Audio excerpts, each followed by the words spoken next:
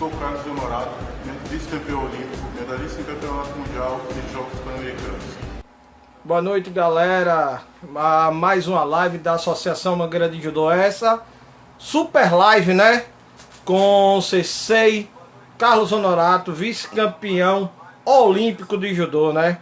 Tô esperando só ele entrar aqui, né? Eu já falei com ele agora. Lembrando que nós temos vários apoios, né? O apoio da Associação Mangueira, tem apoio da Academia Espaço do Corpo, né? Em Itabaianinha. Temos da Garden Pet e também da Enio Soluções Digitais. Boa noite, pessoal do Rio Largo, Alagoas, né? Professor Neidson Mangueira tá na área, Jéssica tá na área, Dudinha, né? Isa, meu abraço, Diegão. Primeiramente, né? É uma honra conversar com você, falar um pouco da sua trajetória dentro do judô. Para a Associação Mangueira, eu que sou seu fã mesmo. É uma honra mesmo. Principalmente porque a gente trabalha com projeto social e a gente quer exemplos bons para ser seguido pelos nossos alunos. E eu acho que o exemplo maior é o senhor. Então, muito obrigado mesmo por essa participação. Bom, Fábio, primeiro eu gostaria de agradecer o convite. Eu acho que do mesmo jeito que é importante para você, para mim é muito importante eu estar falando, né, com vocês, né, contando a minha história. Independente, muita gente acha que eu posso estar fazendo muita live, falando sempre as mesmas coisas, mas quanto mais pessoas eu conseguir atingir e quanto mais pessoas eu conseguir passar um pouco e motivar, isso é muito importante. Com certeza. Né? Então, já respondendo como que foi o meu início, né, no judô, eu sou de São Paulo, eu morava na periferia de São Paulo, e o bairro lá onde que eu morava estava indo para o lado da violência, e aí a minha mãe decidiu que eu deveria fazer um esporte.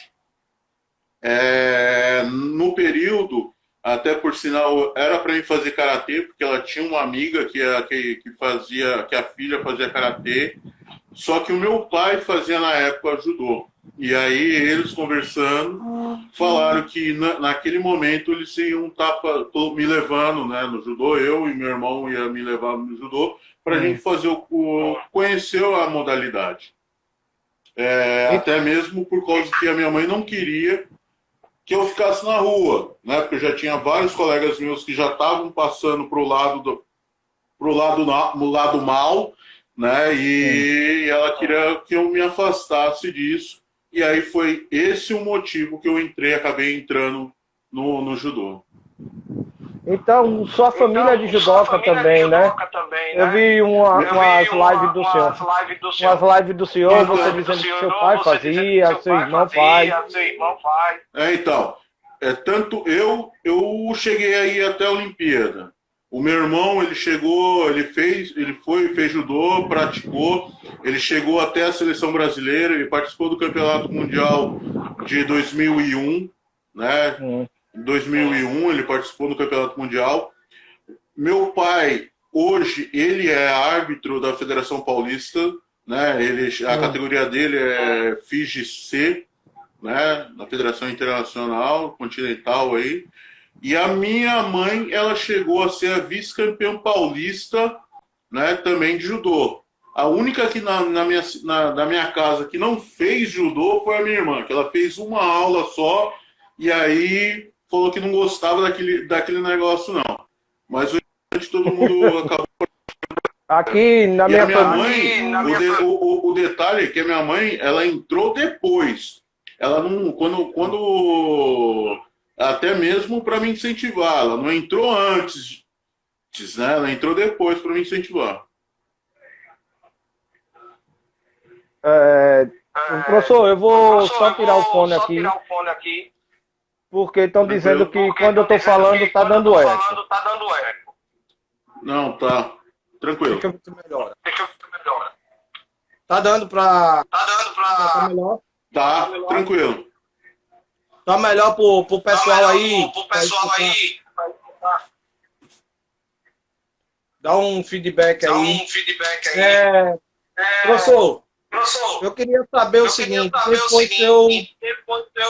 quem foi seu primeiro sensei? Né? Primeiro sensei, eu acho que o primeiro sensei é um dos mais importantes, que é o que mostra e faz a gente gostar do caminho, né? Do nosso caminho suave. Então, meu primeiro sensei, na verdade, foram dois, né? Que foi o Masao Shinohara e o sensei Luiz Shinohara, o pai e filho da Associação de Judô Vila Sônia, que é onde que eu comecei. Né? Eu comecei lá em 83, eu tinha 8 anos na época. E eu posso falar que, assim, o que eu sou hoje como pessoa, tanto como pessoa como atleta, é fruto deles, né? É o trabalho deles lá que me fez eu chegar aonde que eu sou hoje. Lógico, eu fiquei lá de 83 até 95, né? Dezembro de 95, eu era atleta da Associação de Judô Vila Sônia. Depois eu passei para São Caetano. Mas, vamos colocar assim, era dentro das competições, porque até 2000, na Olimpíada de 2000, eu ainda continuava treinando na Vila Sônia, apesar de defender as coisas do AD São Caetano, né, da Prefeitura de São Caetano do Sul. Então, assim, a medalha é da Associação de Judô Vila Sônia, né? A conquista, né? Eu acho que eles me ajudaram muito, eles fizeram eu ser essa pessoa que eu sou hoje, foi graças a eles, aos dois, o Sensei Masao, ao Sensei Jun, né? A família dele como um todo, né? Até a esposa do Sensei Masao, a Dona Inês, eu acho que eles eram minha segunda família. Eu passava muitas vezes, muitos períodos, eu passava mais tempo lá com eles dentro da academia do que na minha casa mesmo. E me responda uma coisa, Ceci. Como foi essa saída do Clube Vila Sônia para ir para o São Caetano?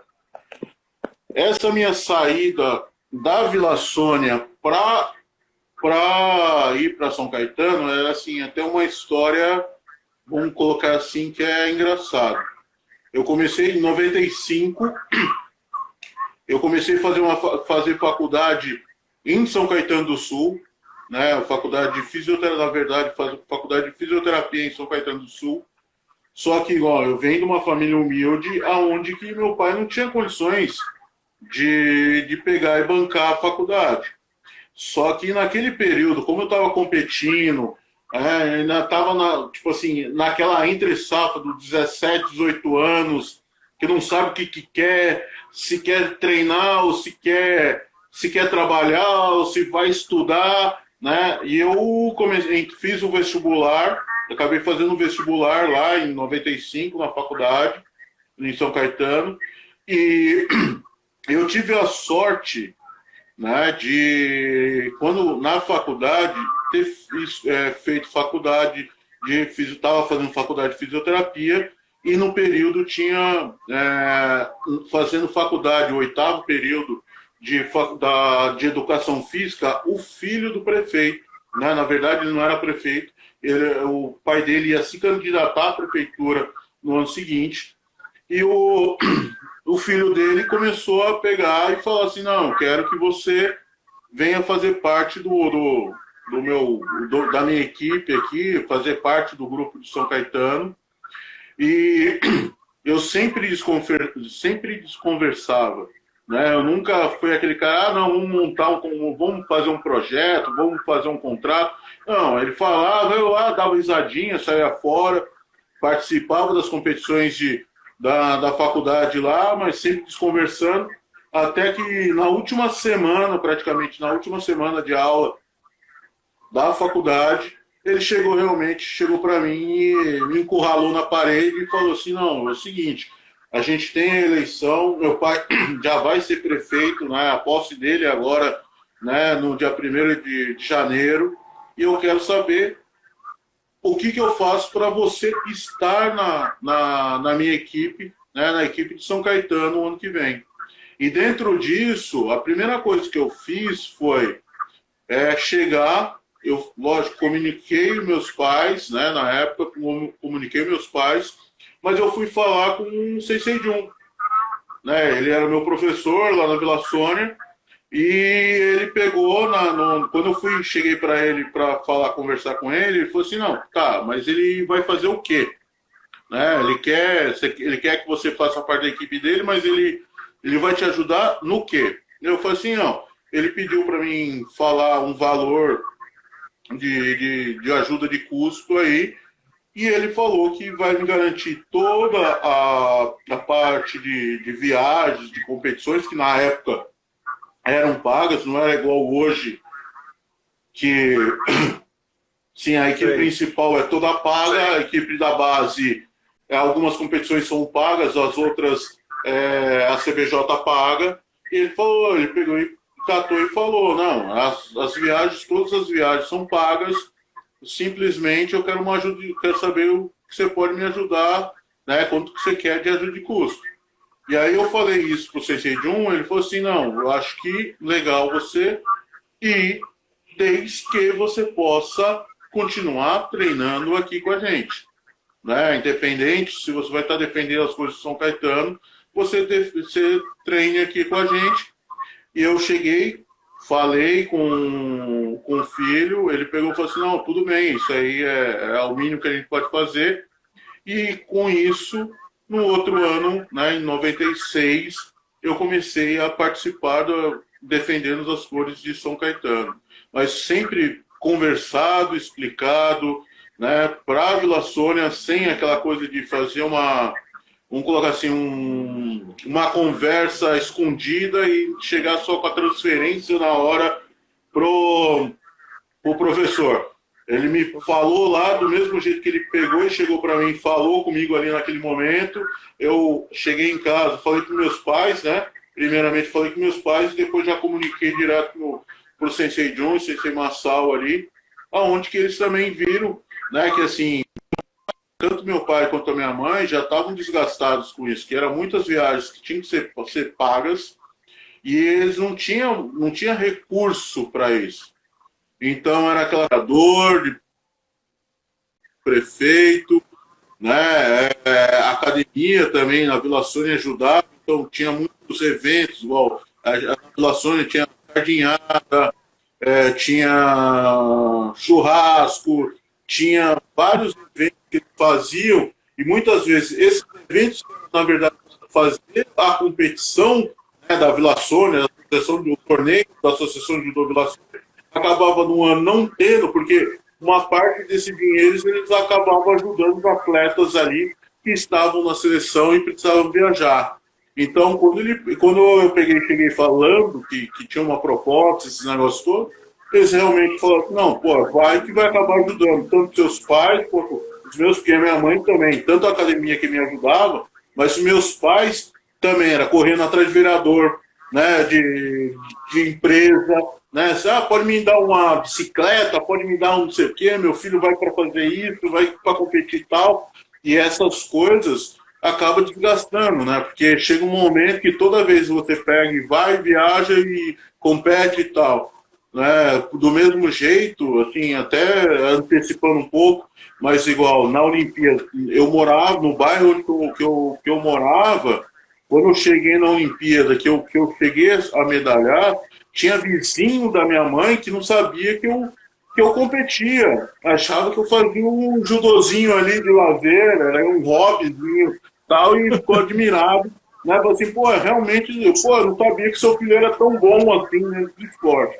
Então, essas coisas que a gente vai levando para a vida e vai entender, eu vou tentando passar por ele. E, Sensei, quando foi que você entrou na seleção? Na seleção brasileira de judô? Então, eu tive em 93, era o meu segundo ano de sub-20, né? Na época era sub-20. Eu participei do campeonato pan-americano, sul-americano e pan-americano. Né? Essa aí foi na base, e aí em 94 foi a minha primeira participação na seleção brasileira adulta, sendo ainda sub-20, né, categoria júnior. Foi em 94, no meu último ano, onde que eu participei de uma competição de Japão, na Copa Sul, que é meio que universitária, né, é um nível mais abaixo do grande, vamos colocar assim, nos dias de hoje, tem um grande slam. Essa Copa Choric seria uma competição no mesmo formato, mas um nível mais baixo, a nível mundial, vamos colocar assim, como se fosse um universitário. Né? E eu fui quinto colocado, e aí depois, uma competição principal mesmo, o Campeonato Pan-Americano, que foi no Chile, no final do Nicolas vice-campeão mundial, vice-campeão terceiro no Campeonato Mundial e vice-campeão olímpico, né, em 92.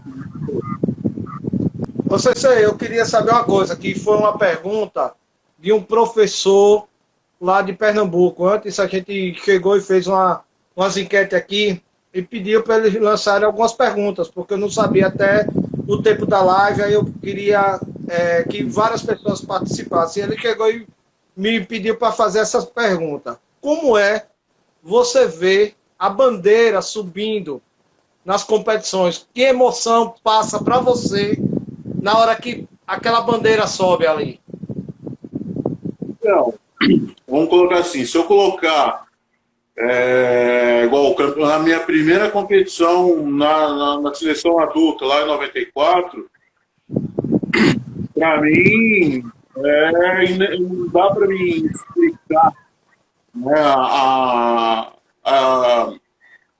a emoção que a gente sente de ver a bandeira brasileira subir. E aí tem uma história curiosa. Nesse campeonato pan-americano, os caras não tinham o hino nacional brasileiro. Eles não tinham o hino nacional brasileiro porque, principalmente naquele dia, assim, o cara que era o cotado a trazer a ter campeão era o Nicolas Gil. E depois do Nicolas Gil ainda tinha um cubano, tinha um canadense que, tipo assim, teoricamente tinha muito mais resultado e era muito mais experiente do que eu na época. Então, tipo assim, eles não se prepararam para o hino nacional brasileiro. Então a gente não teve hino no meu pódio, só teve a bandeira, né? Só teve a bandeira lá subindo, que é uma emoção muito grande. Agora, se a gente pegar e falar na questão da Olimpíada de Sydney, aí já é um outro sentimento. Né? São sentimentos que acabam se misturando, até porque naquele momento que eu estou no pódio, eu estou nervoso.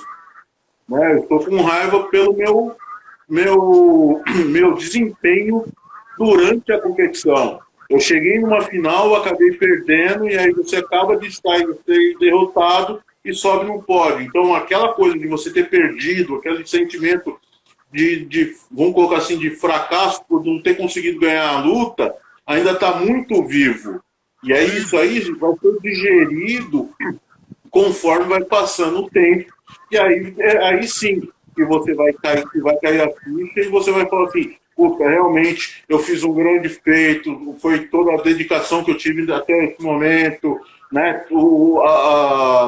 As coisas que eu deixei para trás de fazer, né? O tempo que eu fiquei longe da minha família, o tempo que eu abdiquei para fazer meus treinamentos, competições, viagens, esse negócio tudo, e por isso que vale a pena eu estar chegando aqui. Tanto sacrifício, né? Isso aí mostra todo o meu sacrifício.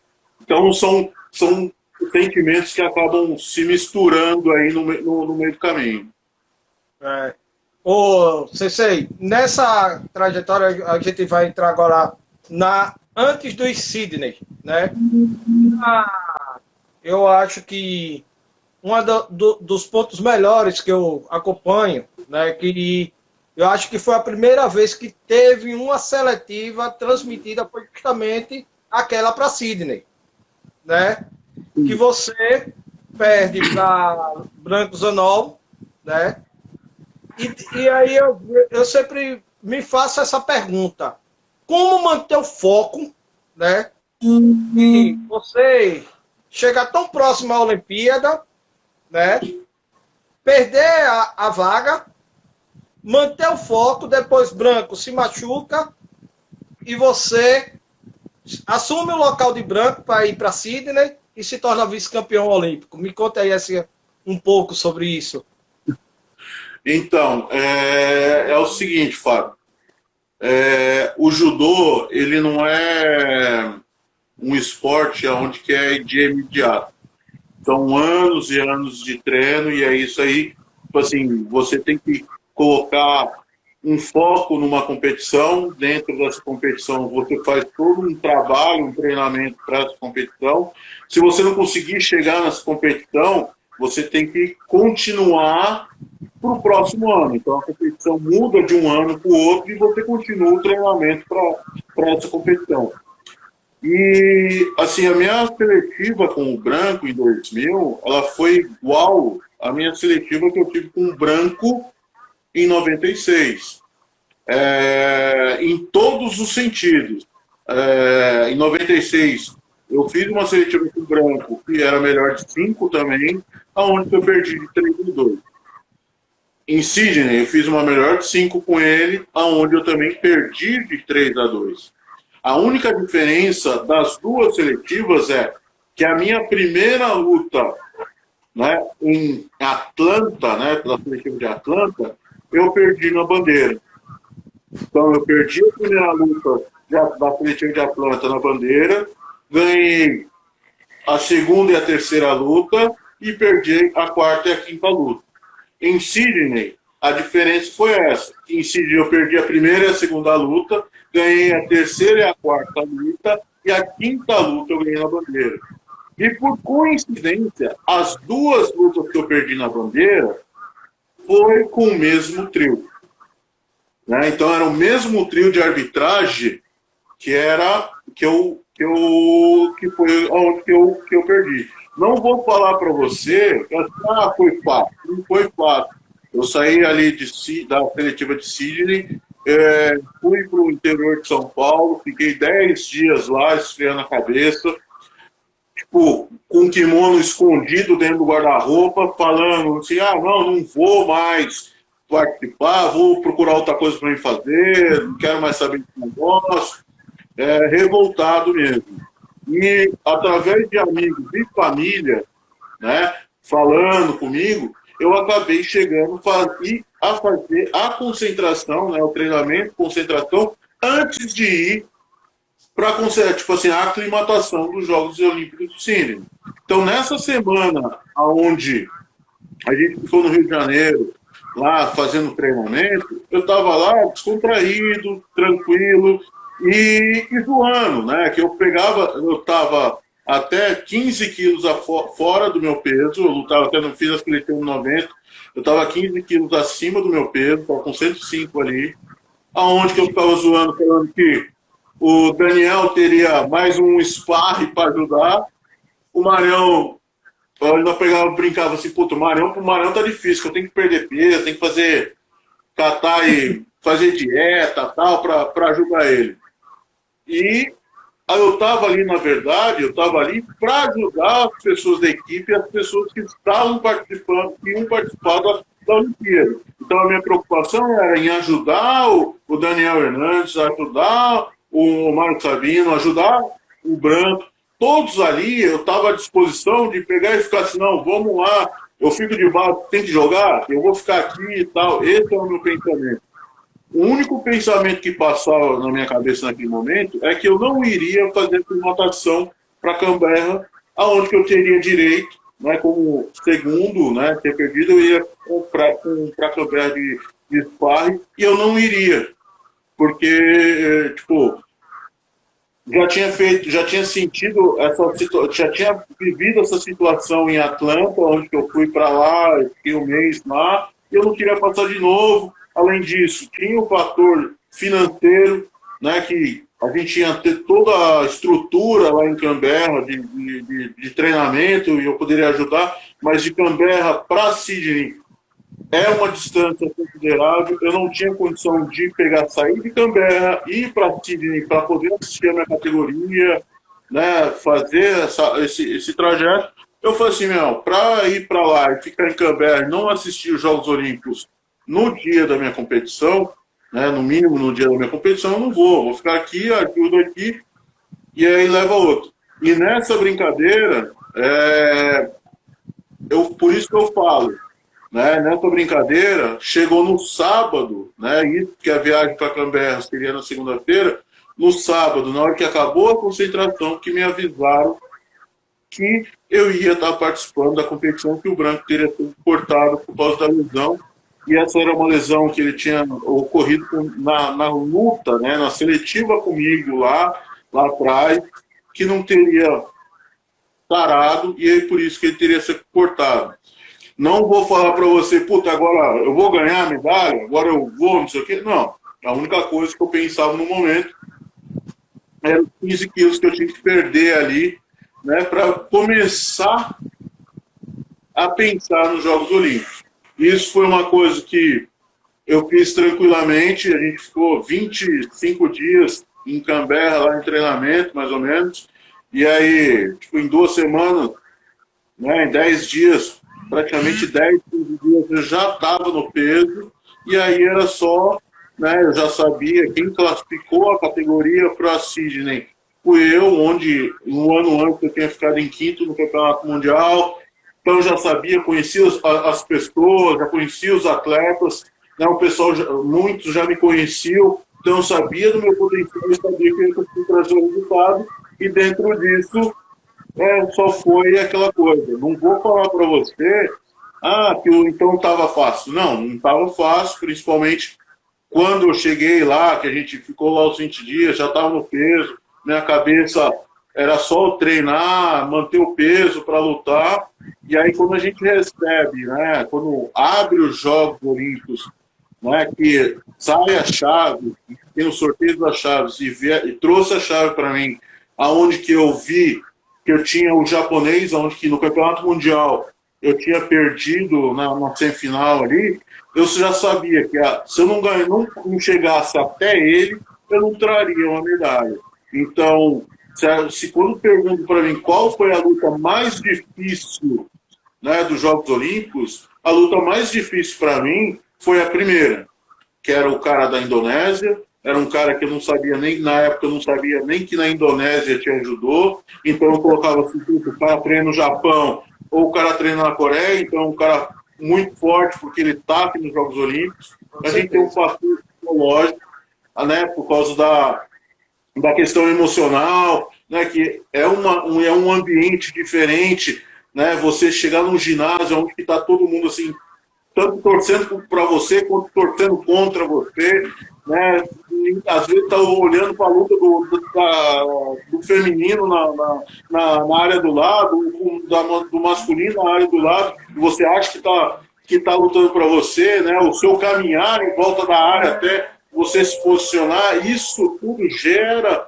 uma ansiedade muito grande, e aí é onde eu pego, e aí, tipo, se estoura tudo na primeira luta. Então, onde você não pode ter erro, onde você tem que estar mais concentrado, então é essa parte aí que é a luta mais difícil, né? Além de que, se eu perdesse ali, vamos colocar, se o japonês fosse na primeira luta, seria aquela luta assim, que continua a ser mais difícil, mas a diferença é que você teria uma chance de voltar na repescagem, porque na época tinha aquela coisa, né? O cara chegava na semifinal, ele puxava todo mundo.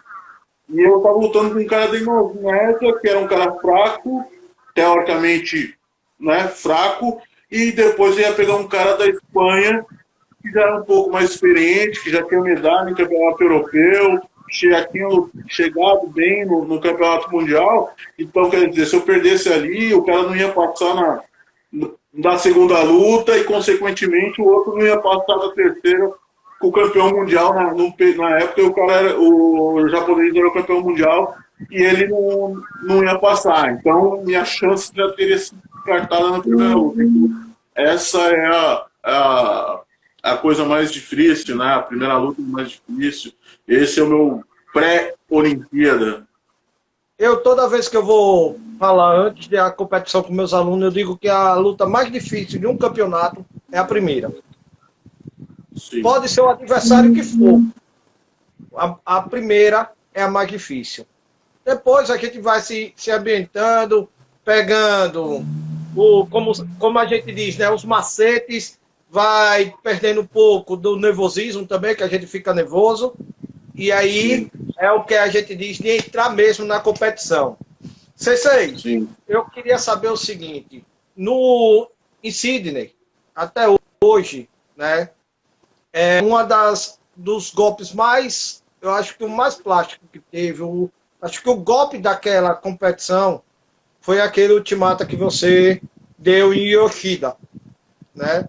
Por ser tão plástico, né, dele subir mesmo, voar, maravilhoso, e também pelo que ocorreu, né, que infelizmente ele se lesionou naquele ultimata. Me conta aí, como foi aquela sensação ali, na hora de você ver ele de impom, né? Assim, são coisas, né, eu acho assim, por isso que eu falo, né, o judô não é um esporte de um dia, né, é um esporte que demora muito e você tem que pegar e trabalhar muito, treinar muito todos os dias, né, e dentro disso sempre bem concentrado, sempre se dedicando, sempre observando as coisas que estão ao seu redor, mesmo, né, mesmo que você não tenha consciência de fato do que você está fazendo. Nessa Olimpíada, o ultimato foi o golpe que eu falo, foi o golpe do dia, foi o ultimato. Mas o ultimato não é o meu golpe preferido e não é o meu golpe principal. Meu golpe principal é o Morote Seoinage ou o Eri Seoinage na gola cruzada, que era o golpe que eu gosto e gosto até hoje, que eu faço e fazia de olho fechado. Era o golpe que eu precisava de uma vez só ter virado as costas todas que eu ia conseguir jogar o meu adversário. E o fator de catar na perna. Né? Aquele golpe, né, naquele período lá, na época eu podia pegar na perna. E aí são coisas que hoje eu vejo, né? E até falo para os meus alunos, para os meus atletas. Hoje tem vários professores que falam que você tem que ter, não pode ter um golpe, você tem que ter vários golpes, no mínimo aí 5 golpes, né, para frente, para trás, né, para um lado, para o outro, né, fazer direita, esquerda, esse negócio todo. Na época eu não tinha consciência que tinha necessidade de tudo isso. Eu gostava de eriçanar. E eu fazia, só que igual, Sensei Masao, são coisas que depois, hoje, como eu sou professor, a gente acaba vendo. Mas o Sensei Masao, o treino dele na época, lá na Vila Sônia, lá atrás, o pessoal reclamava muito. Porque a gente pegava e fazia o Uchikomi de todos os golpes. Então a gente começava lá com o Otogari, vamos lá, são 5 séries de 20 de Otogari. Aí passava para 5 séries de 20 de Outigari, aí depois de Ogoshi, aí depois de Tsurukomi-goshi, aí de Moroteceu, e aí depois fazia o teu golpe principal, que era para fazer 10 séries de 20, né? Cada um contando o celular. Então, tinha gente que não gostava de fazer os Togari, tinha gente que não gostava de fazer o Tsurukomi-goshi, né? Então, esse negócio, pô, de novo fazer isso aqui, ele fazendo lá. Só que hoje eu vejo assim, você realmente você não tem necessidade de você ter 5 golpes fortes. Então você tem que ter um golpe forte. Só que você tem que ter um forte e outros 4 ou 5 golpes, eles têm que ter bons. Né? Vamos colocar assim, aquele mais ou menos. Só que o que você tem forte, ele tem que ter realmente forte. Porque esse sendo forte, ele eleva o nível dos outros golpes. Então, o cara fica com medo, né? Eu faço o Ericeu. O cara vai entrar lutar comigo, ele fica com tanto medo de fazer, de tomar o Ericeu, que ele abre, né? Para que eu faça um Ultigari, para que eu faça um Ostogari, para que eu faça um Taiotoshi e para que eu faça um Ultimato. Então, o golpe, por causa de um golpe, você fortaleceu o outro. Então, você vai jogar de Pon de Ultimato, você vai jogar de Pon, né, de Osotogari, Ultigari, Poutigari, porque o cara tá com medo daquele único golpe. Só que é aquela coisa, né, na hora que você tá fazendo Ticone, vamos colocar assim, se você tem pedir para você fazer 1000, você tem que fazer ali pelo menos 800 no seu golpe que você gosta, porque você tem que fortalecer aquele.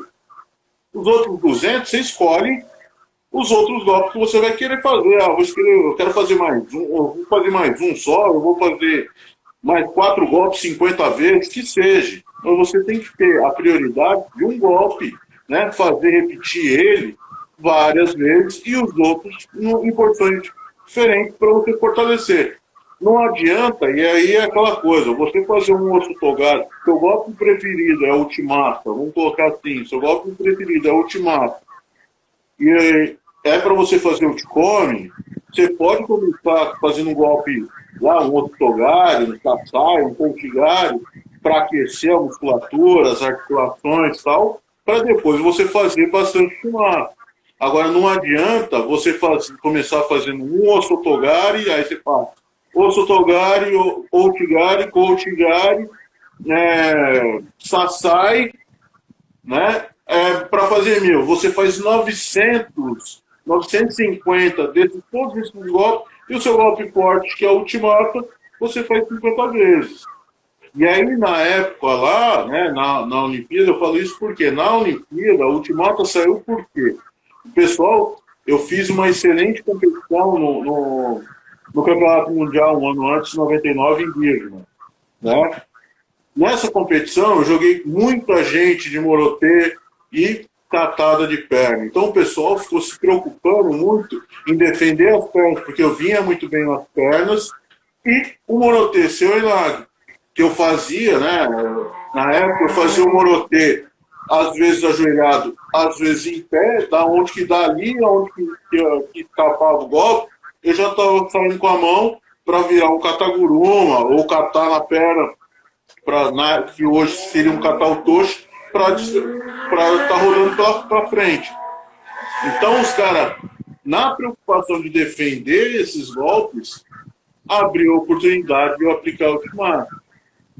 Né? Então, até por sinal, quando eu fui lutar, fazer a final com o holandês, eu coloquei na minha cabeça também que o Ultimata é o golpe do dia, vai ser o Ultimata que eu vou pegar e vou aplicar e vou jogar. Na verdade, eu apliquei o Ultimata. Só que ele já estava esperando o Ultimata. Né? Ele deu a posição para mim, né? Fez com que eu catasse lá atrás, preparasse tudo. Na hora que eu coloquei a perna, ele simplesmente foi em pé, eu rodei no meio da perna dele lá, tomando Sukashi, que eu acho, se eu não me engano, fui o primeiro a tomar aquele Sukashi, né, por dentro, em vez de tirar a perna, tomei o Sukashi por dentro lá, acho que foi o primeiro cara que tomou fui eu. Ali. Foi, na sua visão, justamente na final, faltou essa leitura de que todo mundo já estava marcando o Ultimata e que você teria que mudar o golpe, ou faltou algo mais para você trazer a dourada para a gente? Então, isso aí é uma pergunta que eu me faço já faz muito tempo. Não foi ali na hora que eu saí da Olimpíada, foi principalmente depois que eu comecei a dar aula, que eu comecei a ver as coisas, observar mais. Assim, eu nunca fui aquele cara que era o cara que observava, que filmava as coisas. Para mim, a única importância que eu tinha era saber se o cara era destro ou canhoto, até porque eu nunca fui um cara que era tático para lutar. Minha coisa era pegar, chegar e decidir a luta. Eu queria jogar o cara de pom, principalmente nos 2 primeiros minutos de luta, eu queria o cara jogar o cara de pom. Até por isso, eu era sempre o cara que, nas minhas lutas, eu buscava ser o cara que fazia a primeira pegada, que fazia o primeiro ataque, principalmente para estar jogando. Porque eu sempre, né, até isso eu falo, é uma coisa que eu falo com meus alunos. Hardman, normalmente o cara não está preocupado, o cara ainda não está atento para a luta na hora que fala o Hardman. Então, toda vez que você anda para frente e faz a primeira pegada, faz o primeiro ataque, é o momento onde o cara ele ainda está se situando na luta, né? Ele está ainda querendo estudar você, saber o que você vai fazer. Então, quando você cata e dá o primeiro chacoalhão, na hora que você catou e deu a primeira chacoalhada, o cara não está segurando. Então, até ele conseguir segurar, é a hora que você pegou e aplicou, a chance de sair um ipom é muito grande. Se você anda para um lado, para o outro, os dois já ficam naquela coisa, que vai pegar primeiro, tal, vou pegar, não sei o quê. Quando cata, fica uma luta mais trancada. Agora, quando você já dá a sua iniciativa de pegar aí e fazer a sua pegada para fazer a movimentação para lutar, né, para aplicar o golpe, acaba ganhando. E naquela competição, enquanto eu acabava a luta, né, em Sydney lá, quando eu acabava a luta, eu ia descansar para me fazer a luta seguinte, ele, né, o Zinga, né, o holandês, ele estava observando as lutas que eu vinha fazendo. Então ele foi vindo marcando, né? Pô, ele fez essa luta aqui, ele fez isso, essa luta aqui, ele fez isso, a outra luta ele, jogou, na hora que eu joguei o japonês, o ginásio inteiro viu, e caraca, o cara fez isso, viu a minha luta com o francês, né? E aí ele veio já, não, vou dar, já que ele veio, né? Ele fez meio que uma estatística, vamos colocar assim, né? Que é uma coisa que ninguém me falou, mas eu acredito, aonde que, ele deu 2 ultimata, eu vou fazer tal coisa. Então ele deu a posição, né? Ele me induziu a fazer uma pegada, aplicar o ultimato para poder dar os caras. Talvez se eu, né, tivesse a minha luta anterior, a semifinal, com o francês. Com o francês eu apliquei uma vez o ultimato. Foi só Eri e Moroteceu e joguei ele de amor, eu senti lá atrás, deu 134, 135 de tanto, só joguei não joguei ele de pom, eu joguei de vazar, depois de Uco e Cocal várias vezes. E sempre de Morotê. Talvez se eu tivesse feito Morotê nele, não que o resultado mudaria, mas o formato da luta em si poderia ter sido diferente. Então, é uma coisa que a gente não sabe. E até hoje, né, muita gente fala, se você pegar uns Jogos Olímpicos, né, acabou os Jogos Olímpicos, você fizer ele de novo, o resultado do pódio vai mudar significativamente. Né? Pode ter que as pessoas que estão no pódio não vão classificar, as pessoas que não estejam lá, então é uma coisa que a gente não sabe, que é uma coisa de momento. E isso aí em todas as competições. Né? Aí você se torna vice-campeão olímpico, volta para o Brasil e começa o novo ciclo olímpico. E aí Atenas, né? Você vai para Atenas. E Atenas você não consegue o mesmo resultado, né? Eu queria saber, na visão de Honorato hoje, o que é que faltou em Atenas? Organização.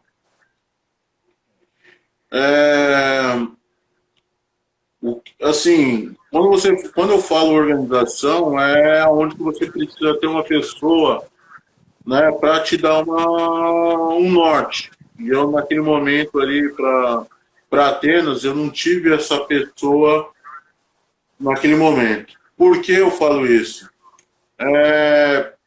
Assim, 2000, Eu cheguei a ser, eu fui um vice-campeão olímpico, voltei, eu tive muita entrevista, muita palestra, muita coisa que eu estava fazendo, né? E você pergunta, pô, você ganhou muito dinheiro? Não, não ganhei muito dinheiro. Ganhei muito aperto de mão, muito abraço, muitos parabéns, mas dinheiro em si, não, mas era uma coisa que eu estava retribuindo aquilo que todo mundo me ajudou para mim estar lá, né? Tive conversas com várias pessoas que falavam, pô, você tem que cobrar, tal, não sei o quê, esse negócio de plaquinha plaquinha e aperto de mão, né, não vai pagar o pão e o leite que você consome, né? Só que não era vamos colocar assim, não era o meu jeito de ser. Então, eu participei de outras competições, né? Depois ainda participei de outras competições, campeonato mundial, campeonato na Coreia, campeonato em várias competições, onde eu não treinei nada, simplesmente o meu treinamento era corrida para competir, para bater o peso para competir. 2001, eu acabei, tipo, quando eu parei, acabou as competições, que eu tirei uma férias para mim, quando eu subi muito peso, e aí eu acabei perdendo a seletiva que teve em 2001, para o Campeonato Mundial, porque eu não consegui tirar o peso pro 90, eu saí no 100, uma coisa que eu acabei errando, que eu fiz todo o trabalho para tirar o peso na hora, em vez de eu pegar e falar assim, puta, eu não vou conseguir tirar o peso, falar, não vou competir, eu vou na categoria de cima, e aí eu acabei lutando na categoria de cima e perdi, acabei perdendo a seletiva. No meio, aí, durante o ano, acabei voltando pro 90, mas fiquei fora da seleção, teoricamente, em 2001. Em 2002, acabei tomando um chacoalhão, né, do meu técnico, né, do Luiz Shinohara, que eu participei de um campeonato pan-americano, onde que eu fui muito mal, né? Acabei sendo o único, se eu não me engano, o único cara da equipe que não trouxe medalhas nesse campeonato pan-americano. E aí que eu tomei um choque e falei assim, não, agora eu tenho que começar realmente a treinar e fazer um trabalho. Foi onde eu comecei realmente a fazer um trabalho de preparação física, onde eu fiz trabalho de preparação física, um trabalho nutricional, um trabalho de psicóloga, para poder me adequar certinho no peso. E aí fui para o campeonato, aí em 2003 fui para os Jogos Pan-Americanos, onde que eu fui bronze, fui para o Campeonato Mundial, onde que eu fui bronze no Campeonato Mundial, em 2003 em Osaka, e eu cheguei em 2004 fazendo uma nova seletiva olímpica com o branco também, aonde que eu fiz, nessa seletiva eram 3 seletivas melhores de 3, aonde que eu fui o primeiro atleta do judô a conquistar a vaga, porque nas 2 primeiras seletivas eu já ganhei de 2-0 e não precisei chegar a fazer a terceira seletiva e nem fazer nenhuma terceira luta da seletiva. E aí a gente teve um campeonato pan-americano um mês antes dos Jogos Olímpicos, né, de ir para os Jogos Olímpicos de Atenas, aonde que nesse campeonato pan-americano se eu não me engano, foi na Venezuela, esse campeonato pan-americano de judô.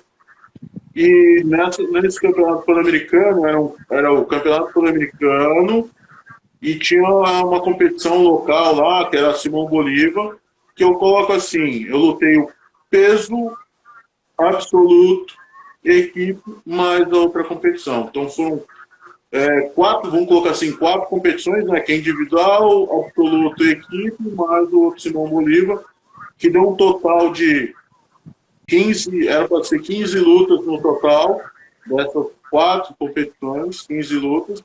Dessas 15 lutas eu fiz 13 lutas, porque 2 atletas não quiseram lutar comigo, né? Um foi se eu não me engano, um foi no absoluto e o outro foi no Simão Bolívar, não quiseram lutar comigo. E dessas 13 lutas que eu fiz, só uma eu ganhei de Shido, que eu fiz o tempo normal de luta, que foi com um cubano, que foi dentro da equipe. As outras 12 lutas, né? Essas outras 12 lutas, eu joguei de pom em torno de 10 segundos. Então, essas 12 lutas, somando todo o tempo dessas 12 lutas, dá em torno de 5 minutos, 4, 5 minutos aí de tão rápido que foi a competição, as outras lutas. E eu saí desse campeonato pan-americano sendo o cara, o atleta mais cotado a trazer a medalha de ouro em Atenas. Porque eu já tinha subido no pódio olímpico em Sydney, tinha sido o melhor atleta no Campeonato Pan-Americano um mês antes dos Jogos Olímpicos, né, onde eu já estava com a vaga garantida, então era fato isso. E eu não tive a organização de falar não, porque eu tive um monte de entrevistas.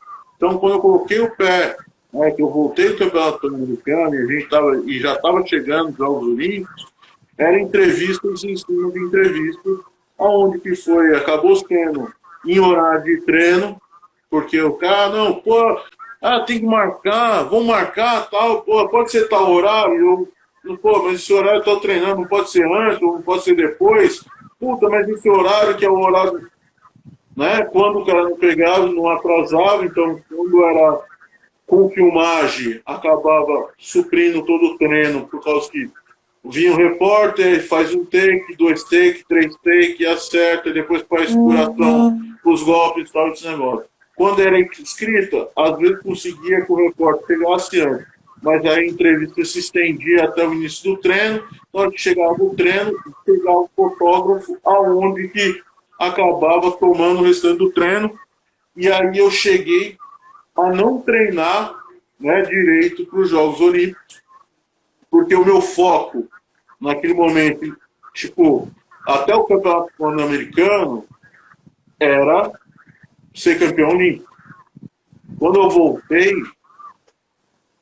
em vez de eu ser o campeão olímpico, eu voltei querendo ter um patrocínio. Pô, eu preciso ter um patrocínio antes, que eu não tinha um patrocínio. Pô, tem que ter um patrocínio, tem que ter um patrocínio. Pô, se eu falar não, se eu não fizer entrevista, meu pensamento era aquela coisa, se eu não fizer uma entrevista, se eu não fizer isso, o pessoal não me vê, não vou conseguir o patrocínio. Só que eu dei as entrevistas e não consegui um patrocínio. Então, quando eu cheguei para os Jogos Olímpicos lá, eu não tinha treinado o suficiente e não tinha conseguido um patrocínio. Então, na minha cabeça, a falta de resultado, vamos colocar assim, a falta de resultado nos Jogos Olímpicos foi porque a minha cabeça estava que eu tinha que ter um patrocínio. Quando eu cheguei na Olimpíada, eu coloquei assim, não, puta, agora eu não posso errar. Eu não falei assim, puta, eu vou ser campeão. Talvez se eu tivesse fazendo, vou ser campeão, ponto. Mas não, puta, eu não posso errar. Se eu não trazer medalha, eu não tenho patrocínio. Ainda o patrocínio ainda estava na minha cabeça. Então, aquele judô que eu tive em Sydney, que estava solto, sem medo de arriscar e ir para frente, chegou em Atenas, estava retraído por causa que eu não queria perder. Por sinal, as 2 lutas que eu perdi, né, eu ganhei a primeira, perdi a segunda, voltei na repescagem, ganhei a primeira da repescagem, perdi a segunda luta da repescagem, foi iguais. Eu comecei jogando o adversário de Uko, luta decorreu, fui lá, tomei um Shido por falta de ataque, porque só estava ali na defensiva, tentando defender, faltando 15 segundos para acabar a luta, tomava o Yuko, perdia por diferença de Shido aí. Então, é organização. E aí, eu tive a oportunidade, né, tipo, de ajudar pessoas depois que eu parei de competir, que é onde que eu pegava e falo. E hoje até falo. Muitas vezes o professor tem que ser o cara que tem que ser o cara chato, né? De pegar, né? Pô, é um atleta de destaque, é um atleta, pô, que está crescendo e tal. A entrevista é aquela coisa, tem que ser depois do pódio, na hora que o cara subiu no pódio lá fazer entrevista. Ah, não, mas pô, tem que mostrar o meu trabalho. Realmente, hoje a gente está num mundo que a gente tem que estar se expondo, se mostrando. Mas tem todos os momentos para fazer isso. Então, pô, o cara vai para o Campeonato Mundial, a gente tem que procurar um patrocínio. Pô, qual que é o dia que ele, teoricamente, ele vai descansar, que o treino dele vai ser um treino mais tranquilo, que vai ter aquela quebra do treinamento, é onde que a gente vai fazer uma entrevista, onde que a gente vai fazer alguma coisa. Não pode ser assim, vamos colocar assim, vem a emissora X, né? Eu quero fazer uma entrevista na segunda, aí a emissora Y vem na terça, a emissora W vem na quarta, e nós TV, os 4 dias, os 3 dias, 4 dias ele ficou sem treinar, e, pô, ficou dando entrevista e não acabou trazendo resultado. Então foi isso que aconteceu comigo, e eu tive a oportunidade de ajudar até pessoas nessa questão. Eu falei assim, opa, peraí, vamos fazer entrevista? Vamos. Mas a gente vai fazer num dia específico, onde que hoje é o seu dia de descanso, então a gente vai pegar, faz a sua entrevista. Você não está descansando, mas é um dia que você não vai perder o treino porque você não está treinando. Agora não dá para pegar e fazer em outros dias e nem aquela coisa, né? Ah, não, mas é num horário que não está treinando. Só que, pô, se a gente pegar várias pessoas, vários atletas, ou vamos colocar assim, eles estão estudando, sai da faculdade, da escola, que seja, vai para casa, almoça, aí ele tem, tem o transporte dele até a academia, para fazer uma parte física, ou para fazer treinar judô, tem um intervalo de descanso para fazer um outro treino. E o cara nesse meio, não, mas é rapidinho. Ele quebra a saída da escola dele para o almoço, ele faz a entrevista aqui, ele já está acabando com o treino dele lá na frente. Então, é tentar organizar para o negócio fluir e colher o resultado lá na frente. Sensei, mais uma vez eu quero lhe agradecer, certo? Até por abrir outra live, a gente sabe que tem hoje, só que tem algumas perguntas, e eu acho que essa é minha mesmo, né? Porque até no começo da live, eu estava falando sobre Branco Zanon. E me lembrei de uma coisa, eu vi uma entrevista de Flávio Canto, mais Thiago Camilo. E eles falando do quanto era importante essa rivalidade deles dois. No tempo de que eles competiam. E Thiago Camilo uma vez chegou e disse o seguinte: eu treinava porque eu sabia que Flávio Canto estaria treinando também. E se eu não treinasse naquele dia, ele poderia me passar à frente. Eu queria saber do senhor a importância de Branco Zanon, certo? Só um minuto. Para o judô de honorário. Pois não.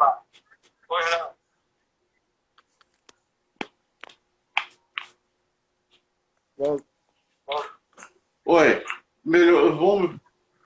O sinal tava cortando. Não, é porque às vezes está batendo também, né? Aí tá criando um eco, tava bom e agora já vou botar. Eu queria saber do senhor, como eu estava dizendo, a importância de Branco Zanon para o judô de honorário. Porque eu vi o entrando aí na live e me lembrei dessa pergunta.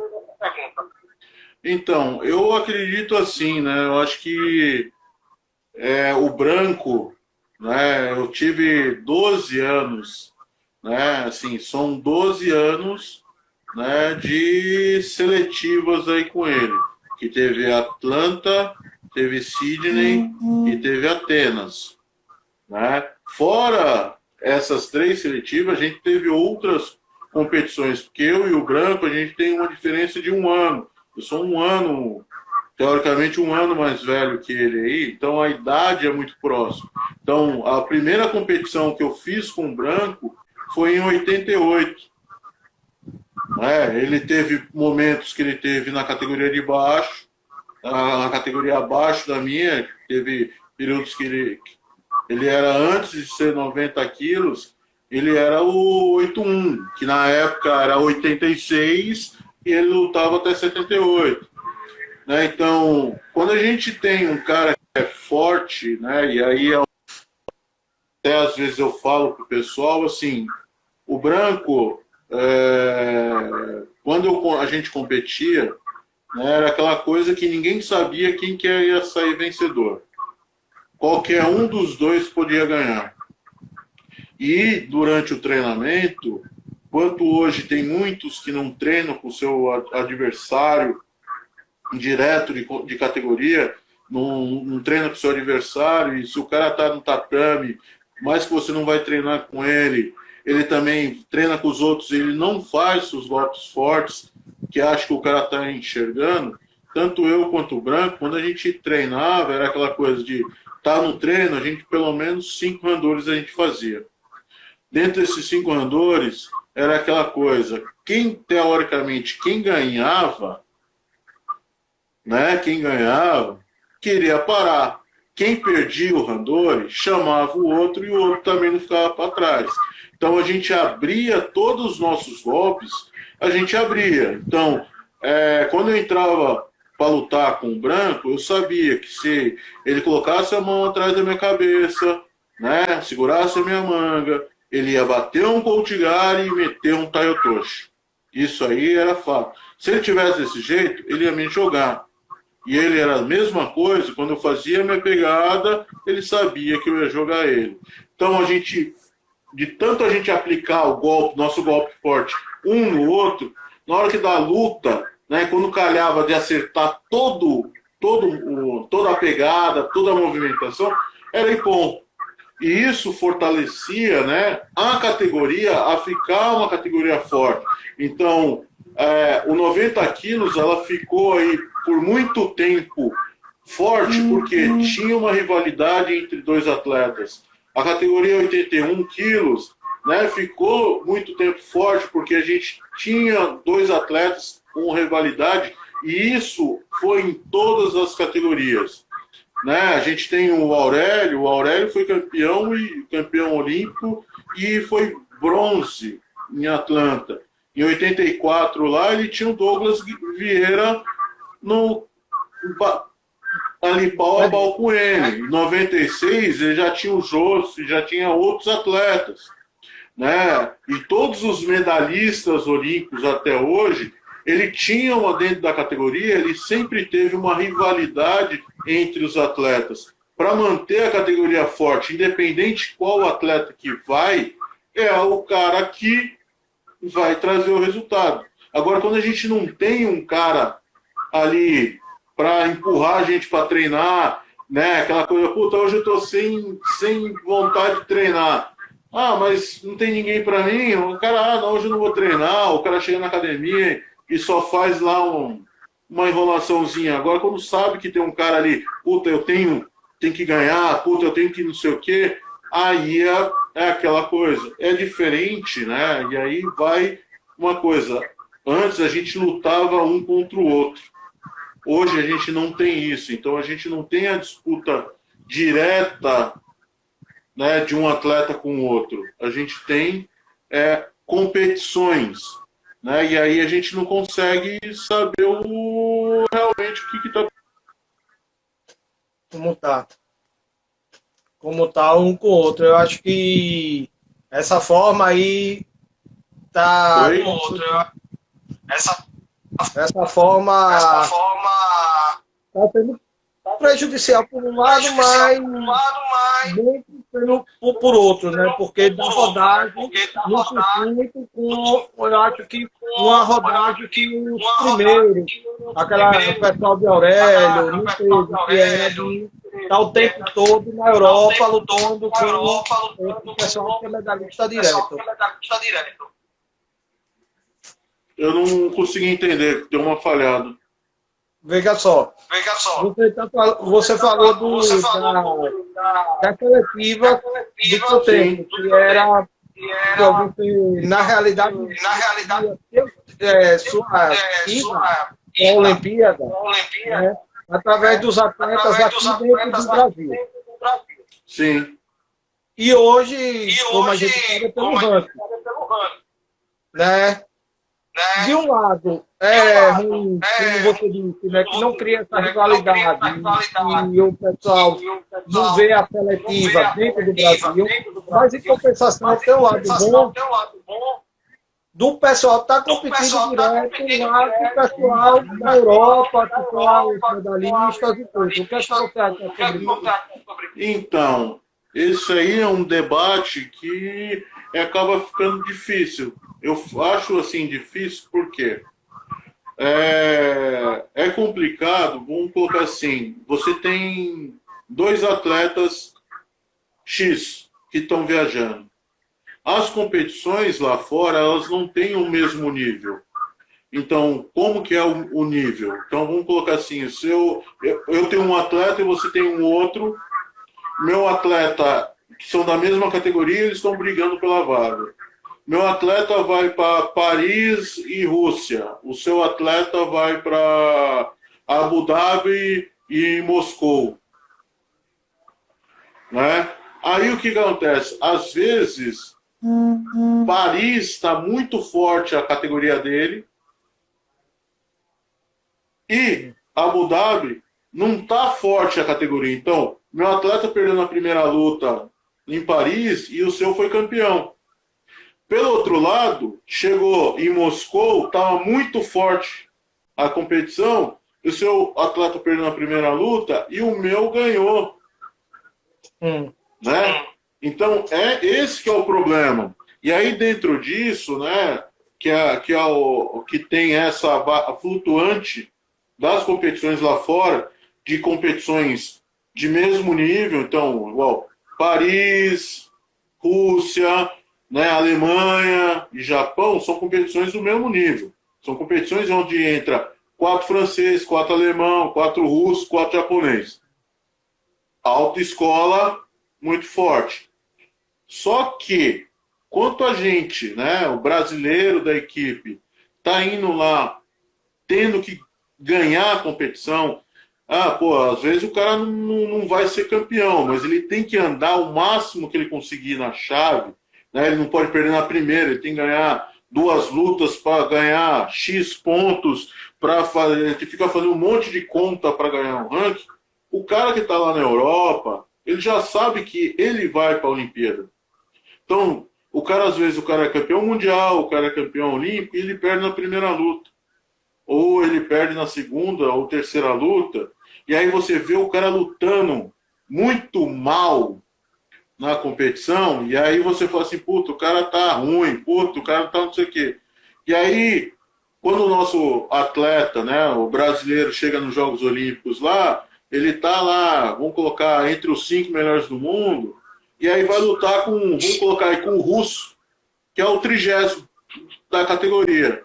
Aí vocês vê lá, ó, né, brasileiro se deu bem, ele é o 5º do mundo, vai lutar com o 30º do mundo. Aí na hora que o cara pega, peraí, olha o resultado do cara, o cara fala assim, mas o cara é campeão olímpico, tricampeão mundial, campeão não sei da quanta, já lutou com o brasileiro e ganhou 15 vezes.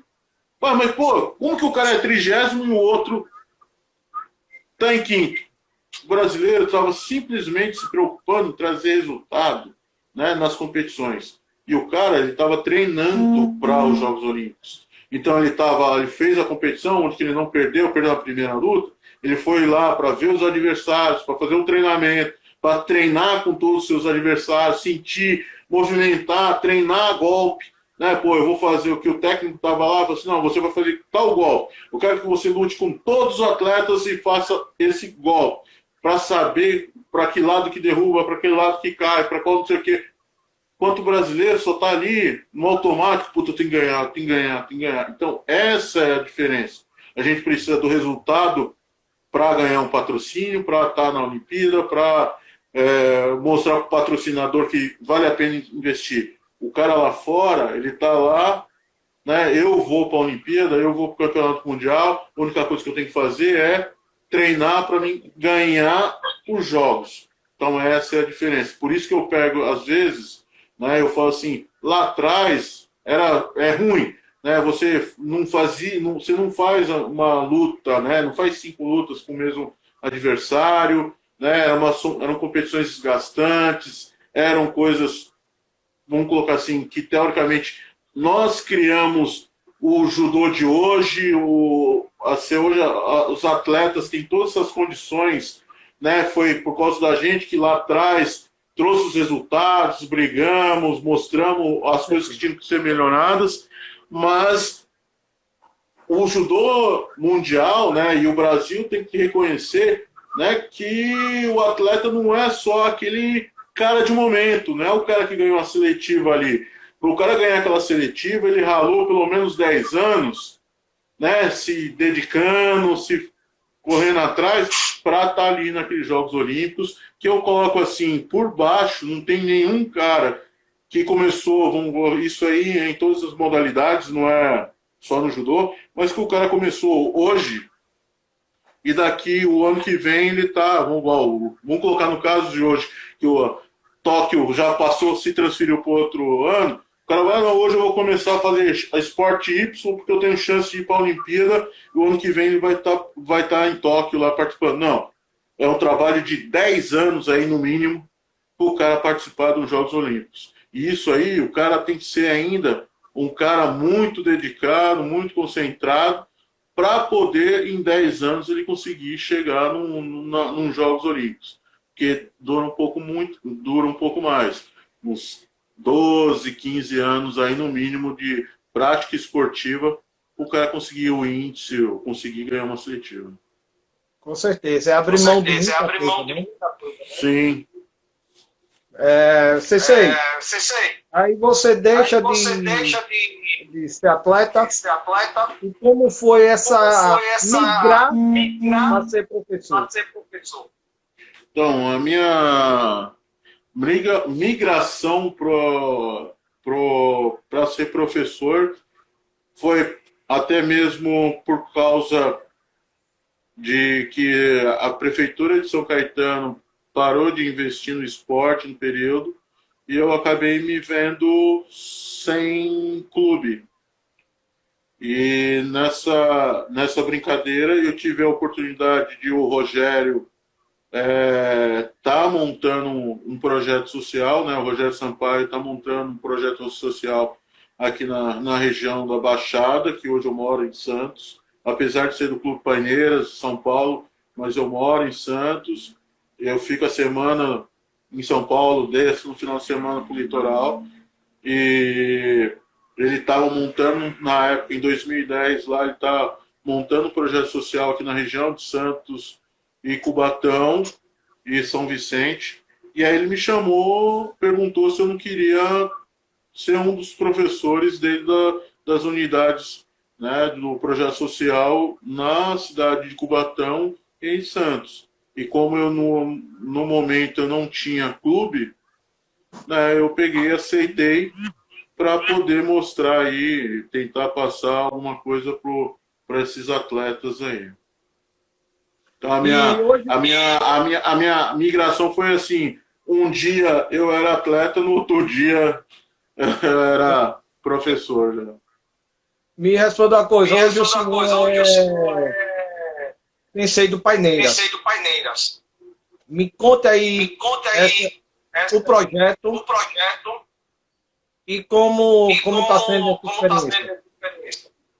Assim, para mim, o Clube Paineiras está sendo uma coisa maravilhosa.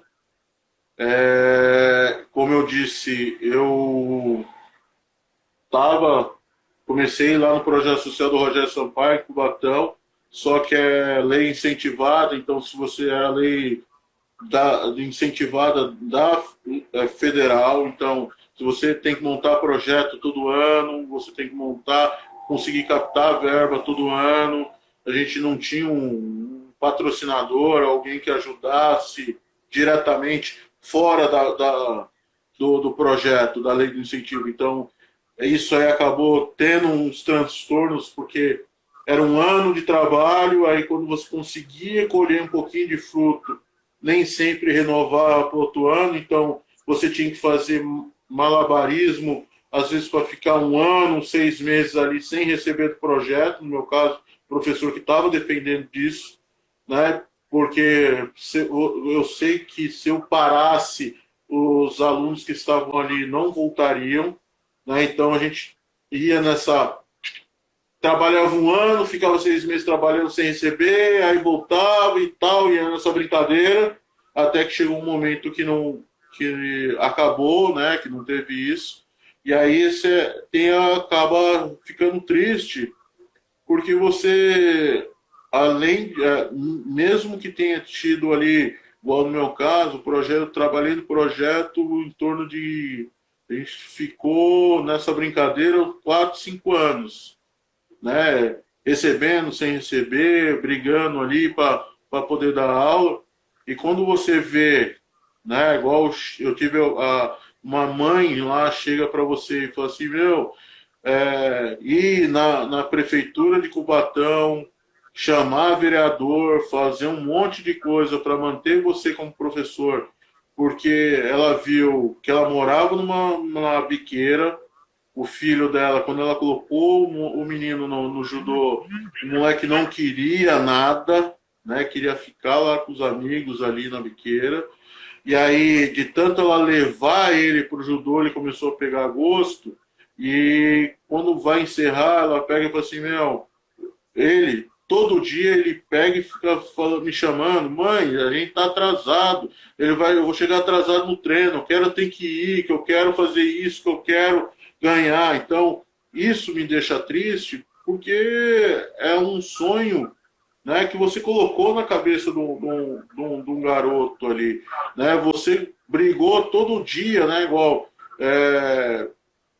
eu, hoje eu estou no pioneiro, mas antes passei em outro projeto que você tem que ficar brigando com a realidade, né? Porque você está fazendo um moleque não pegar R$ 50, aonde que um amigo dele, por ele ter atravessado a rua, ele ganhou 50.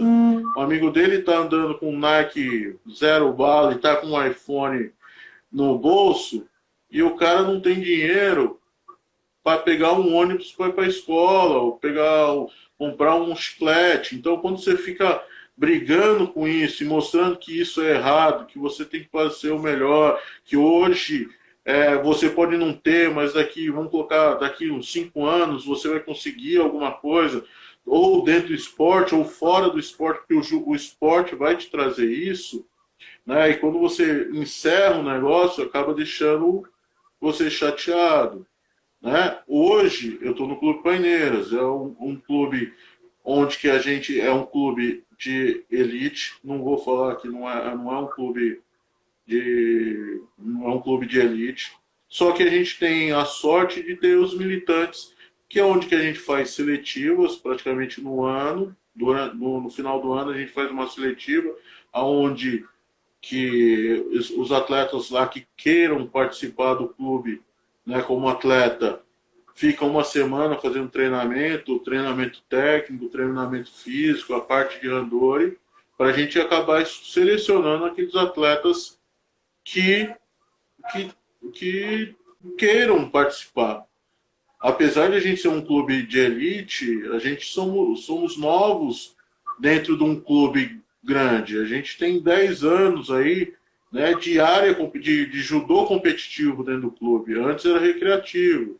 Então foi uma luta, né? Eu não fiz parte disso, mas os outros professores, foi uma luta para conseguir embutir o judô competitivo, conseguir implementar na questão de colocar atletas para levar, né, levar o nome do clube, e aí a gente consegue trabalhar dentro desse clube lá, onde que os atletas não têm salário, a gente não consegue essa questão de salário para os atletas, mas a gente dá toda a estrutura.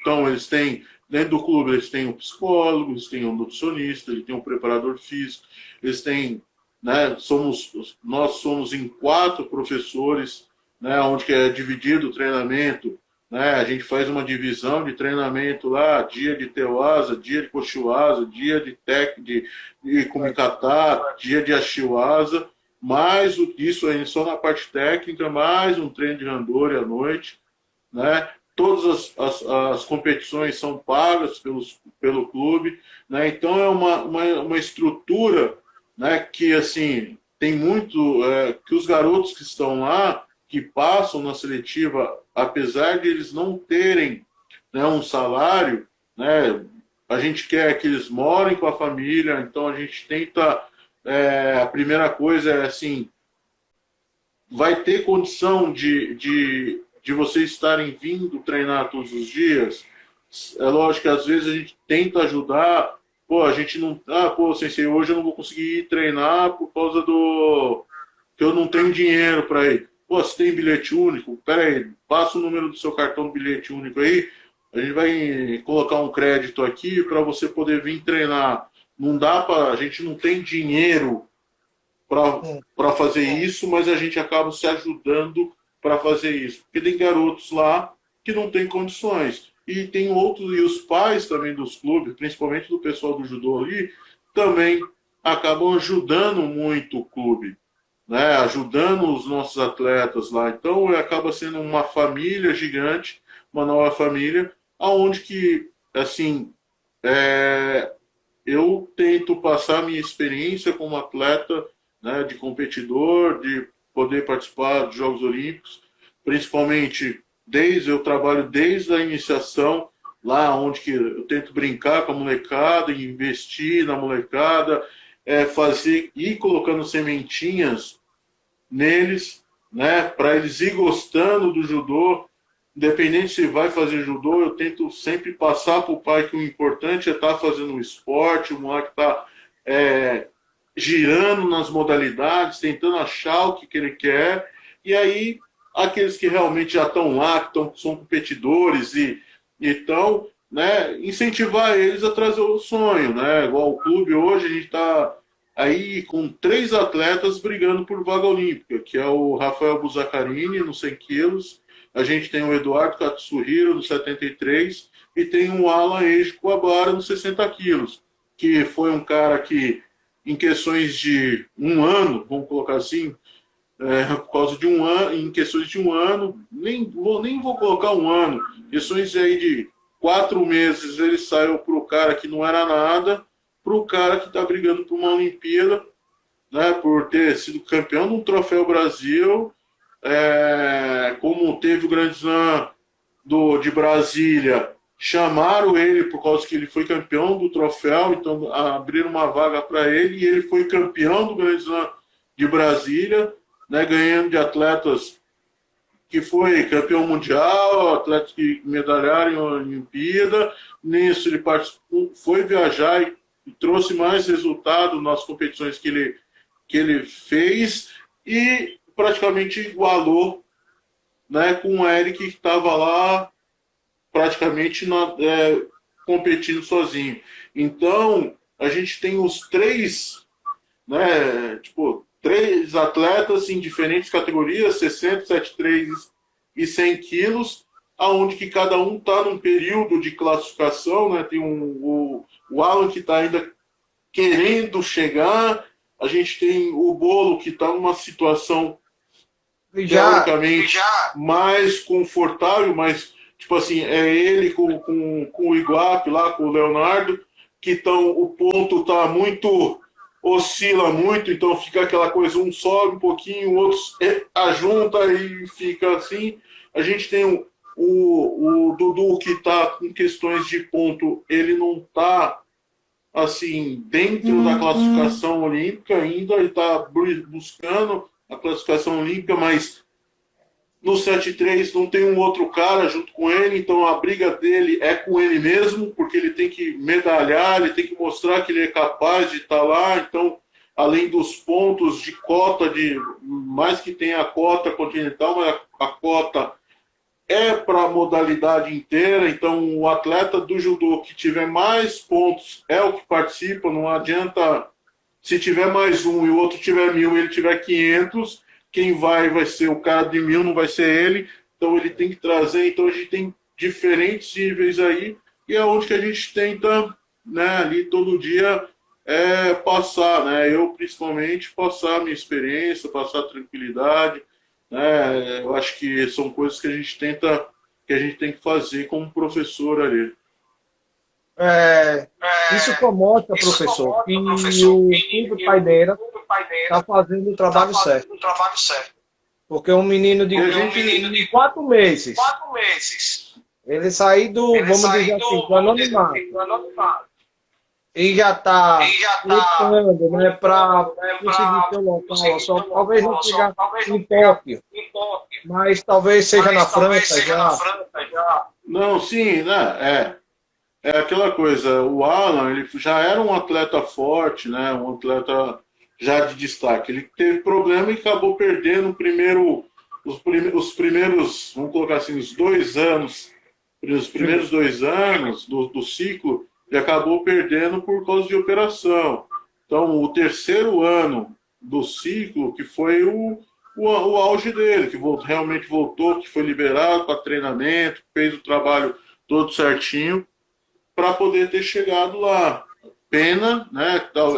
Essa pandemia acaba estragando tudo, né? E isso acaba colocando uma interrogação em todo o trabalho que a gente vem fazendo, né? Assim, mais que o clube lá seja um clube de elite, né? A gente tem as nossas limitações. E como professor de judô, a gente tinha lá um quadro de alunos muito grande, onde que a gente brigava de igual para igual com todas as modalidades, onde que a nossa modalidade era uma das que tinha mais alunos na escolinha, né? Daquela pessoal que faz judô porque gosta, não é porque vai ser competidor.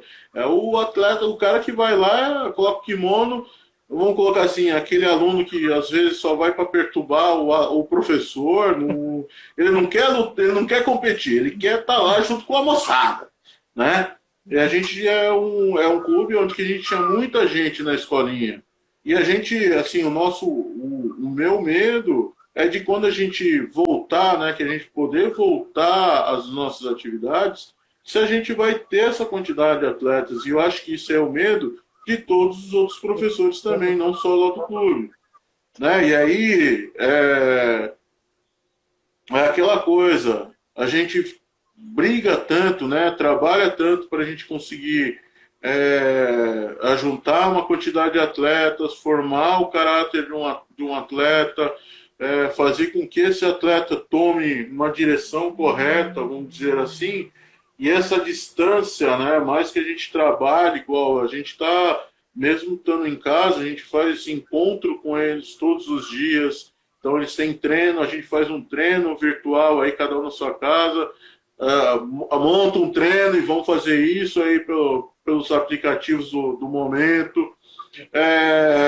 Não tem nada, não, a gente vai fazer uma reunião para um tirar sarro do outro, conversar, ver o que fez a escola, tal, para tentar manter essa união, né, para quando voltar o pessoal tenha consciência que, pô, vamos voltar agora e vamos continuar, vamos treinar, né, porque senão acaba se perdendo, aí vê, puta, mas, pô, tô aqui na escola, tem tanta lição, até eu pego e brinco com eles, eu falo assim, meu, vocês estão tendo mais lição agora que estão em casa do que quando treinar, porque quando tinha treino, vocês chegavam 2 horas no clube e saíam 9 horas da noite. Agora vocês não estão conseguindo entrar para fazer o treino 2 horas da tarde, 7 da hora da noite, por causa de lição. Eu não consigo entender isso. Vocês estudam de manhã. Como que tem... Não, mas então vamos fazer o seguinte, organiza aí 2 horas da tarde, 2 horas da tarde e 7 horas. Esses 2 horários vai ser o horário que vocês vão descansar. Vocês vão fazer um judô, uma coisa mais divertida, vão ver os amigos, vão contar uma piada e depois vocês voltam para a escola, né? Voltam a fazer a lição para você sair. Que não adianta você querer fazer a lição na hora do treino. Você não está nem fazendo a lição, nem está treinando, está assistindo TV. Aí a mãe pede para fazer não sei o quê. E aí nessa bagunça toda, vai dormir 5 horas da manhã. Aí fala que não conseguiu fazer a lição porque foi dormir às 5, acordou às 8 para entrar na aula, né? Aí, puta, acaba a aula, quer dormir porque tá sem dormir. Então é tentar se organizar esses negócios todos. A Associação Mangueira, ela está fazendo isso, inclusive as lives, justamente para os alunos, né, não perder o foco. Não perder o foco. E o senhor foi de fundamental importância assim, porque ser assim, um atleta olímpico como algo assim, de outro mundo, um ser do mundo. E ele está percebendo nessa live que você é uma pessoa como ele, que teve o seu sonho, que correu atrás do seu sonho, que pôde fazer, conquistar seus objetivos através do concorrer, que é uma coisa que a gente está propondo. Então, mais uma vez, muito obrigado, você. Mas a gente vai fazer a última pergunta. Tá. Que foi uma pergunta de um aluno meu de 12 anos de idade. Ele disse bem assim: se o senhor fosse dar um conselho aos muitos judocas de projeto social que visa alcançar o seu objetivo, qual seria esse conselho? Acreditar nele mesmo. Não adianta, assim, não adianta eu, como professor, acreditar no talento dele, o pai, a mãe, o vizinho, vamos colocar assim, um patrocinador que vê ele treinando, que possa ajudar. E quando eu falo patrocinador, não estou falando aquele cara que vai lá e dá 5 mil reais todo mês, que paga passagem de avião. Eu estou falando patrocinador, aquele cara que às vezes fala assim, ó, eu tenho aqui 10 reais, eu tenho aqui o meu carro aqui, eu consigo levar você daqui para a competição aqui do lado aqui, você vai comigo que eu levo você lá e trago. Ah, mas não, eu te levo e te busco, né? Que às vezes essa questão de patrocínio, muitas vezes a gente fica pensando no dinheiro, né? No volume total, mas às vezes um transporte, um lanche, um negocinho que você não vai pegar o dinheiro em si, mas o negócio vai render do mesmo jeito, é muito maior do que o dinheiro. Então, em cima disso que eu falo em acreditar. Eu sempre acreditei no meu trabalho, e até hoje eu acredito. Né? Eu fui, enquanto em Sydney, eu trouxe a medalha porque eu acreditava em mim. Não é porque os outros acreditavam. Como eu falei lá atrás, né, tinha vizinho da minha mãe que não sabia que eu ia lutar a Olimpíada. Não sabia que eu era um atleta que tinha condições de trazer uma medalha. Né? Do mesmo jeito, os jornais da época colocaram a zebra de ouro. Mas se não tivesse, né, a zebra de prata, né? Porque eu saí, né? Eu até falo, naquela Olimpíada a gente tinha 3 blocos. Tinha dos atletas experientes, que eram, vamos colocar assim, os atletas que participaram de uma Olimpíada anterior, de Atlanta, e atletas até que já tinham medalha, no caso do Henrique Guimarães. Tinha os atletas revelações, que vamos colocar assim, que eram os atletas que eram novos, que era sua primeira Olimpíada, e que era o caso do Thiago, que era o mais novo que estava participando, e tinha o Carlos Honorato, o cara que era o reserva. Que até então os caras falaram assim, não, o cara tem condição de lutar uma Olimpíada, só que quem classificou a categoria para participar dos Jogos Olímpicos fui eu, porque o 90 quilos ainda não tinha sido classificado para os Jogos Olímpicos. Então, assim, a falta de conhecimento das pessoas faz com que acabe abaixando, né, a nossa perspectiva. E assim, quando eu falo de você acreditar em você, é que a sua força interior é superior à de todo mundo. Então, se você colocar uma meta para você e você ser fiel nessa sua meta, com certeza você vai chegar ao seu objetivo.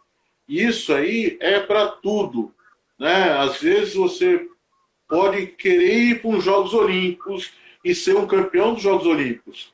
Só que você não tem condição, mas você pode acreditar que você vai chegar.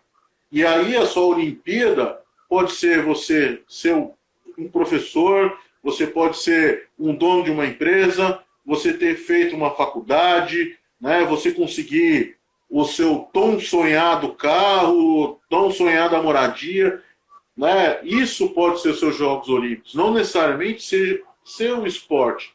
Né? Então, é você acreditar e ser fiel a isso. Né? Trabalhar todos os dias direitinho, né? Querendo crescer cada vez mais para chegar no seu objetivo. Porque não adianta eu, Carlos Honorato, chegar para você, pô, caraca, você tem talento, hein? Pô, continua treinando, que você vai chegar lá, vai ser melhor que eu. Eu falei isso para você que realmente eu acredito que isso possa acontecer. Mas se você não acreditar, você vai treinar, treinar, treinar, treinar, treinar, e nunca vai, tipo, vai sempre faltar alguma coisinha para você conseguir o seu objetivo. Então é você acreditar em você mesmo, que você é capaz. Professor, eu só tenho a agradecer.